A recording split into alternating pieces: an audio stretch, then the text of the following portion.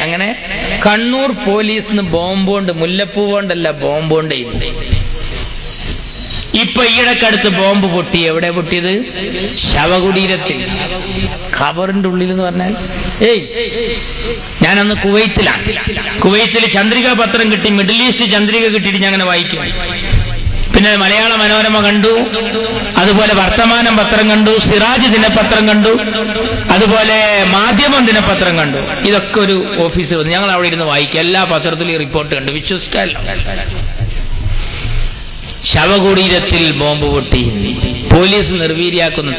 ഈ രംഗം തലേ ദിവസം ടി വിയിൽ കണ്ടവര് പറഞ്ഞു, എന്താപ്പത് കഥ. അന്ന് ഈ അഹമ്മദ് സാഹിബിന്റെ പെങ്ങളെ മോനും ഞാനും കൂടി ഒന്നിച്ചിരുന്ന് ഭക്ഷണം കഴിക്കുകയാണ്. അഹമ്മദ് സാഹിബിന്റെ പെങ്ങളെ മോനോട് പറഞ്ഞു, അഹമ്മദ് സാഹിബിനെ വിളിക്കൊരു തമാശ പറയാനാ, ഒന്നല്ല. അഹമ്മദ് സാഹിബിനോട് ഞാൻ വിളിച്ചിട്ട് പറഞ്ഞു, ഇന്ന ആളാണ് വിളിക്കുന്നത്. അഹമ്മദ് സാഹിബ്, നിങ്ങളെ നാട്ടിൽ മരിച്ചെടുക്കുന്നവർക്കും ഒരു സ്വസ്ഥതല്ലേ?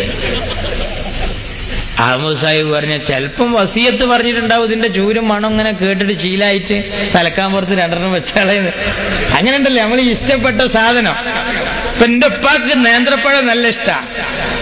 എന്റെ അമ്മ എപ്പോഴും മുസ്ലിയാർക്ക് ഒരു നേന്ത്രപ്പഴം കൊടുത്തിട്ട് പറയും, മൊയ്ലിയരെ അവർക്ക് വേണ്ടി ഒന്ന് ദുആ ചെയ്താളി. ഇപ്പൊ എനിക്ക് കറുത്ത അലുവ നല്ല ഇഷ്ടമാണ്.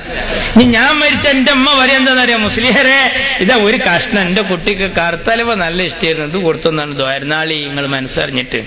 കണ്ണൂർ എങ്ങനെയാണെന്നറിയാം ദ്വാരിപ്പിക്കല്, ബോംബാണ്ട് കൊടുക്കുക, അൽ ഫാത്തിഹ ഒറ്റ കാക്കട്ടെ. ആ നാടും നമ്മളും തമ്മിലുള്ള വ്യത്യാസം